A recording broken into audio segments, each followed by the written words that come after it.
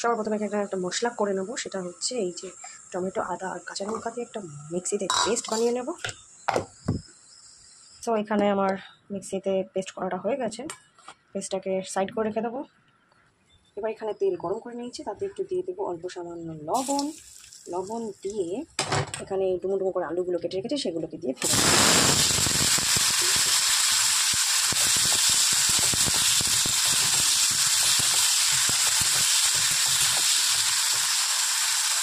লবণ দেওয়া আছে তো ঢাকা দিয়ে দিলাম, যেটা ফ্রিজ করে আলুটা সিদ্ধ হয়ে যায়, সেই জন্য ঢাকা দিয়ে দিলাম। বেশ কিছুক্ষণ হয়ে গেছে, এটাকে উল্টে নিয়ে মানে ঢাকনাটাকে সরিয়ে একটুখানি আবার নাড়াচাড়া করে দেবো আলুটাকে।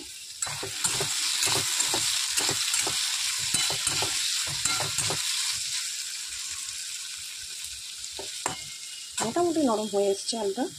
আমি এখানে একটা পেস্ট বানিয়ে নেব, জলের মধ্যে আমি দিয়ে দেবো কিছুটা এটা কাশ্মীরি লঙ্কার গুঁড়ো দিয়ে দিলাম, আর দিয়ে দেবো এখানটায় হলুদ গুঁড়ো, আর দিয়ে দেবো এর মধ্যে একটু জিরের গুঁড়ো।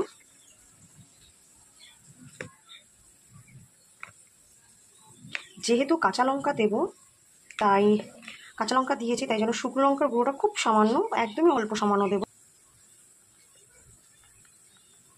একদমই অল্প সামান্য শুকনো লঙ্কার গুঁড়ো দিলাম। এখানে দিয়ে দিলাম অল্প করে ধনের গুঁড়ো। ব্যাস, গুঁড়ো মশলা দিয়ে গুঁড়ো মশলার এই পেস্টটা তৈরি করে পাশে রেখে দেবো। আর এখানে দেখে নেব যে আমাদের আলু ভাজাটা কতটা হলো। আলুটা ভাজা হয়ে গেলে আমি আলুটাকে তুলে রেখে দেবো। হয়ে গেছে আলুটাকে ভাজা, কারণ আমি তো ছোটো ছোটো করে কেটেছিলাম এবং একটু নুন দিয়েছি এবং ঢেকে রেখেছি, তাই জন্য তারপরে এটা নরম হয়ে গেছে। এটাকে তুলে রেখে দেবো অন্য পাত্রে। আলুগুলোকে ভেজে এই যে অন্য পাত্রে তুলে রেখেছি। এবার ওই তেলের মধ্যে আর কিছুটা সামান্য তেল অ্যাড করে দিলাম। তেলটা একটু গরম হয়ে গেলে, তেল গরম হয়ে গেছে, যেহেতু নিরামিষ রান্না তাই কোনো পেঁয়াজ রসুন ব্যবহার করবো না। তেল গরম হয়ে গেছে, এখানে আমি কিছু গোটা গরম মশলা অর্থাৎ একটু এলাচ, লবঙ্গ আর দারচিনি ফোড়ন দিয়ে দিলাম, আর সেই সঙ্গে দিয়ে দেবো কিছু গোটা জিরে ফোড়ন। এবারে যে পেস্টটা তৈরি করেছিলাম টমেটো, আদা আর কাঁচা লঙ্কা, সেই পেস্টটা আমি খানিক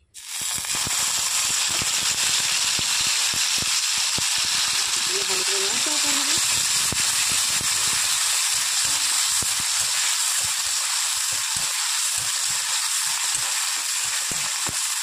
আমি এখানে সম্পূর্ণ পেস্টটাই সবটাই দিয়ে দিয়েছি, দিয়ে ভালো করে নাড়াচাড়া করে নিচ্ছি। গা থেকে তেল বেরোনো পর্যন্ত অপেক্ষা করছি। এখানে দেখা যাচ্ছে মশলাটা থেকে গা ছেড়ে তেল বেরোতে শুরু করে দিয়েছি। এবার এখানটায় আমি ওই যে জলের মধ্যে গুঁড়ো মশলা যে পেস্টটা করেছিলাম সেটা দিয়ে দিলাম, দিয়ে এটাকে বেশ ভালো করে আবার নেড়ে ছেড়ে নেবো এবং মশলাটাকে ভালো করে কষিয়ে নেবো। এবার এখানটা একটা কথা বলে রাখি, নুন ঝালটা অবশ্যই তোমাদের স্বাদ অনুসারে দিও। আমি এখানে কাঁচা লঙ্কা দিচ্ছি, তার সাথে অল্প সামান্য আমি এখানটায় কাশ্মীরি লঙ্কা গুঁড়ো দিয়েছিলাম একটু বেশি, আর অল্প সামান্য লাল লঙ্কার গুঁড়ো দিয়েছিলাম। তো সেই হিসাবে একটু পরে আমি গ্রেভিটা একটু ঠিক হয়ে আসলে, সমস্ত কিছু মেশানো হয়ে গেলে তারপরে আমি একটু টেস্ট করে দেখবো নুন ঝালটা কেমন কী আছে, সেই বুঝে আমি এখানটায় নুন ঝালটাও অ্যাড করবো। মশলাটা কষানোর পর দেখা যাচ্ছে কি সুন্দর একটা রঙ এসেছে, টমেটো, কাঁচা লঙ্কা, শুকনো লঙ্কা সব কিছু মিলেমিশে একাটা হয়ে গেছে, সুন্দর লাগছে। এবার এখানটা একটুখানি আমি যে ভেজে রেখেছিলাম আলুগুলো সেগুলোকে দিয়ে দিলাম। আসলে এটা একটু ছোলার তরকারি, কাঁচা ছোলার তরকারি, নিরামিষ হিসাবে তো, তাই জন্য একটু ভাবলাম একটু ভালো করে মানে একটু সুন্দর করে মশলা কষিয়ে করি। তো অন্যান্য দিন আমি এত সুন্দর করে করি না, মানে এত মশলা টশলা দিয়ে করি না। আজকে একটু মনে হলো যে একটু মশলা দিয়ে করি, তাই তোমাদের সাথে শেয়ার করতে চলে এলাম। আর এখানটা আমি একটুখানি মটর আর ছোলা ভিজিয়ে রেখেছিলাম প্রথমে, তারপরে সেটাকে নুন দিয়ে আর কি সেদ্ধ করে নিয়েছি, সেটাকে দিয়ে দিলাম। এগুলো সব সেদ্ধ করে রাখা, এই দেখো। তো সমস্ত কিছু দিয়ে ভালো করে মশলার সঙ্গে কষিয়ে নেব। কেউ চাইলে এরকম গ্রেভিটাকে এরকম আর কিছু ঝোলের জন্য আর কি জল না দিয়ে এরকম অবস্থাতে নামিয়ে দিতে পারে। আবার কেউ যদি চায় যে একটুখানি ঝোল করবে, তারা তখন এটার জন্য পরিমাণ মতো জল দিয়ে গ্রেভি করতে পারে। এটা সম্পূর্ণ নিজেদের চয়েসের ওপরে। অনেকেই আছে এইরকম মশলা দিয়ে নিরামিষ হিসাবে এইরকমভাবে খেতে পছন্দ করে, তারা এরকমই তৈরি করবে, এরকমভাবে নামিয়ে দিলেই হয়ে গেল।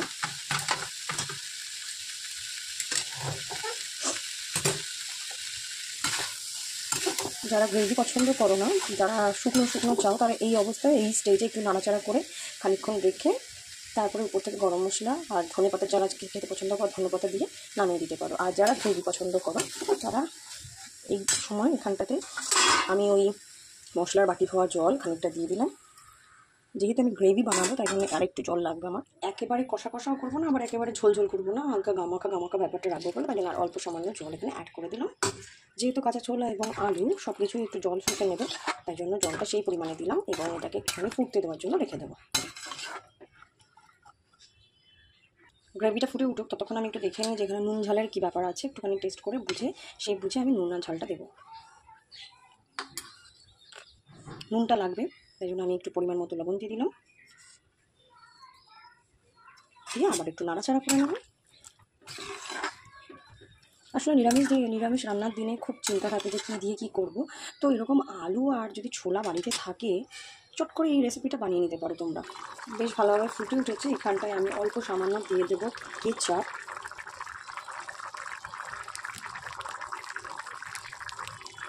কেচাপ দিয়ে দিলাম, কেচাপ দিয়ে আবার একটু ভালো করে নেড়ে চেড়ে নেবো।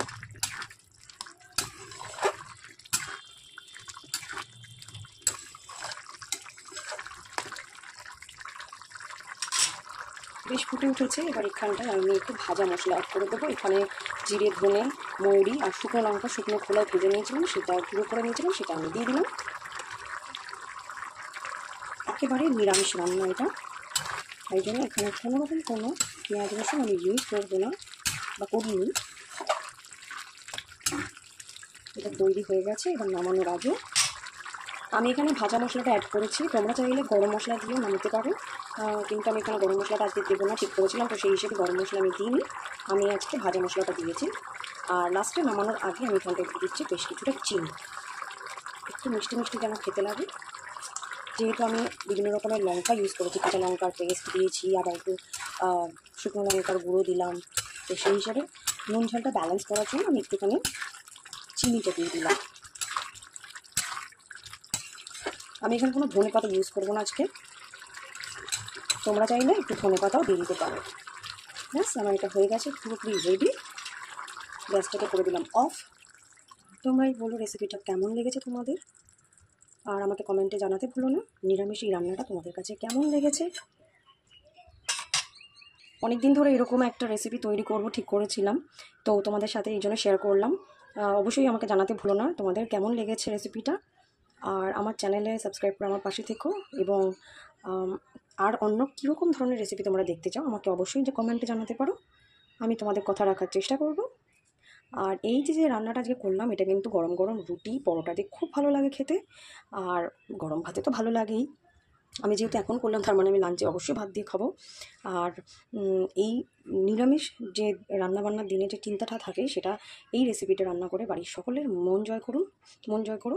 আর আশা করছি তোমাদের কাছে এই রেসিপিটা ভালো লাগবে, এবং ভালো লেগেছে কমেন্টে অবশ্যই জানিও কেমন লেগেছে।